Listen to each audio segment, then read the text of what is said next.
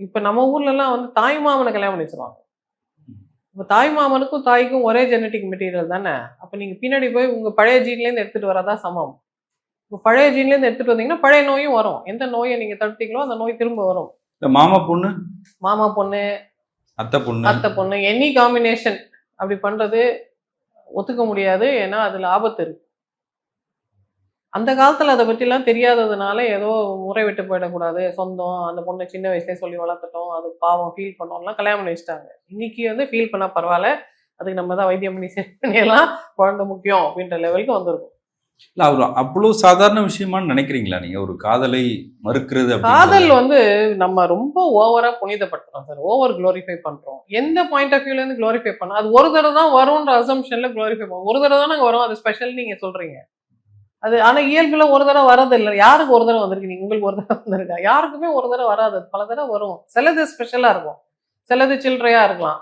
இல்ல காதல் கை கொடுக்கலன்றதுக்காக பல முடிவுகளை எடுத்திருக்கிறாங்கல்ல கடந்து. அது எந்த இப்பவும் அசம்ப்ஷன்ல கூட எடுக்கிறாங்க. எந்த இப்ப கல்யாணமும் சரி, முன்னெல்லாம் ஒரு தடவ தான் நினைச்சிட்டு இருந்தோம். இப்ப என்ன நினைக்கிறோம்?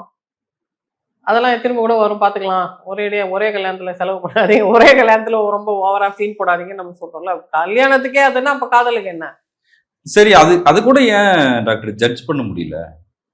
புரியல. ஹியூமன்ஸ் வந்து இப்போ எல்லாம் பொண்ணு பார்க்குறாங்க, பழகுறாங்க, பேசுறாங்க. இன்னைக்கு இருக்கிற மீடியா, ஃபோன் இருக்கு, வாட்ஸ்அப் இருக்கு. ஆனாலும் கூட வந்து திருமணத்துக்கு பிறகான அந்த மிஸ் அண்டர்ஸ்டாண்டிங்ஸ்லாம் வருது. எப்படி அது? அது ரொம்ப அம் கஷ்டமான உண்மை என்னன்னா, திருமணம் செய்துக்கிறது எதற்காகன்னு தெரியாமயே கல்யாணம் பண்ணிக்கிறாங்க. நெறைய பேர் திருமணம்ன்றது வந்து உலகத்துக்கு காட்டுறதுக்காக, ஹிந்தியில திக்காவட்டுன்னு சொல்லுவாங்க. ஊருக்கு காமிச்சுக்கிறதுக்காக. அது மாரி ஊருக்கு காமிச்சுக்கிறதுக்கு தான் நம்ம இன்னும் திருமணம் செய்றோம். எந்த வீட்டிலயும் வந்து திருமணம் செய்யும்போது, இல்ல என் மனசுக்காக இது பண்றேன்னு யாராவது சொல்றாங்களா? இப்படி பத்திரிக்கை அடிக்கணும், இவ்வளோ காசுக்கு பத்திரிக்கை வாங்கணும், இத பண்ணணும், அத பண்ணணும். எல்லாம் எதுக்காகன்னா, அந்த ஃபோட்டோல நல்லா ஒரு எல்லாம் உலகம் நம்மள பாராட்டி, ஆஹா இவங்க சிறப்பான குடும்பம்னு சொல்லணும்னு அவங்க எதிர்பார்க்குறாங்க. அது திருமணத்தோட இலக்காவே இருக்கக்கூடாதுல்ல. திருமணத்தோட இலக்கு என்ன? இவங்க 2 பேரும் மனசு ஒத்து வாழணும். அவங்க தாம்பத்திய வாழ்க்கை இனிமையாக இருக்கணும். அவங்க நல்ல சந்ததிகளை பெற்று கொண்டு வரணும். அதற்கான அமைப்பு அது லீகல் கான்ட்ராக்ட். ஆனா இவங்க வந்து அது வந்து ஒரு பொம்மை கல்யாணம் லெவல் கொண்டு வந்துட்டாங்க. அதனால அதுல நெறைய சிக்கல்கள் இருக்கு.